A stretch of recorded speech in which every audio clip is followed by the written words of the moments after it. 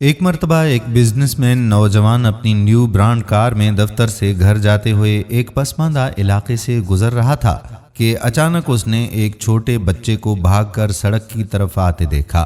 گاڑی اس نے آہستہ کر دی، پھر اس نے بچے کو کوئی چیز اچھالتے دیکھا۔ ٹھک کی آواز کے ساتھ ایک اینٹ اس کی نئی کار کے دروازے پر لگی۔ اس نے فوراً بریک لگائی اور گاڑی سے باہر نکل کر دروازہ دیکھا جس پر کافی بڑا ڈینٹ پڑ چکا تھا۔ اس نے غصے سے ابلتے ہوئے بھاگ کر اینٹ مارنے والے بچے کو پکڑا اور زور سے جھنجھوڑا۔ اندھے ہو گئے ہو پاگل کی اولاد، تمہارا باپ اس کے پیسے بھرے گا۔ وہ زور سے دہاڑا۔ میلی کچیلی شرٹ پہنے بچے کے چہرے پر ندامت اور بے چارگی کے ملے جلے تاثرات تھے۔ کہنے لگے، سائیں مجھے کچھ نہیں پتا، میں بھلا اور کیا کروں؟ میں ہاتھ اٹھا کر بھاگتا رہا مگر کسی نے گل نہیں سنی۔ اس نے ٹوٹی پھوٹی اردو میں کچھ کہا۔ اچانک اس کی آنکھوں سے آنسو نکل پڑے اور اس سڑک کے ایک نشیبی علاقے کی طرف اشارہ کر کے کہا کہ ادھر میرا ابا گرا پڑا ہے، بہت بھاری ہے، مجھ سے اٹھ نہیں رہا تھا، میں کیا کرتا سائیں؟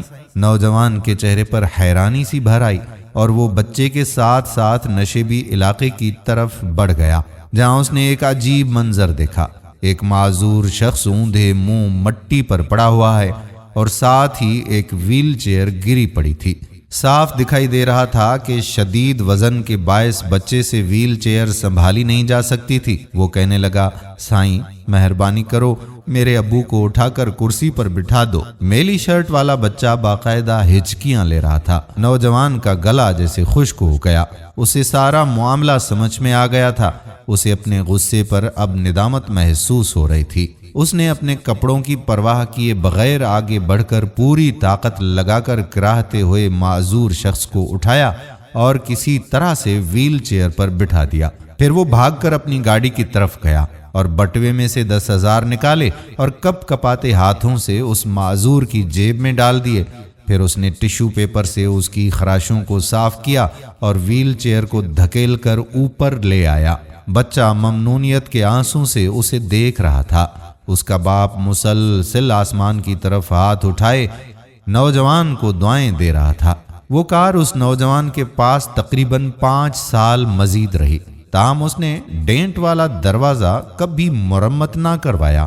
کبھی کوئی اس سے پوچھتا کہ یہ ڈینٹ کیسے پڑا تو وہ بس یہی کہتا کہ زندگی کی دوڑ میں اتنا تیز نہیں چلنا چاہیے کہ کسی کو اینٹ مار کر گاڑی روکنی پڑے۔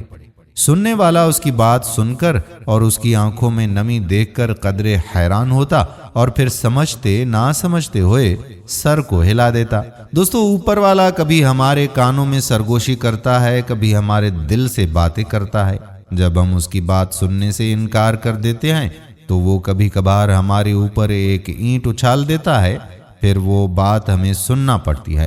جہاں ہم اپنے خاندان، بیوی، بچوں کی خوشیوں کے لیے بھاگے جا رہے ہیں، وہیں ہمارے آس پاس بہت سی گونگی چیخیں اور سرگوشیاں بھی بکھری ہوئی پڑی ہیں۔ کیا ہی اچھا ہو کہ ہم اپنے ارد گرد کی سرگوشیاں سن لیں تاکہ ہم پر اینٹ اچھالنے کی نوبت ہی نہ آ سکے۔ ہم امید کرتے ہیں کہ ہماری آج کی ویڈیو آپ کو ضرور پسند آئی ہوگی۔ اگر ویڈیو پسند آئی ہو تو اپنے دوستوں کے ساتھ شیئر ضرور کیجیے گا۔ آنے والی ویڈیو تک اپنے میزبان قادر بخش کلہوڑوں کو اجازت دیجیے۔ اللہ حافظ۔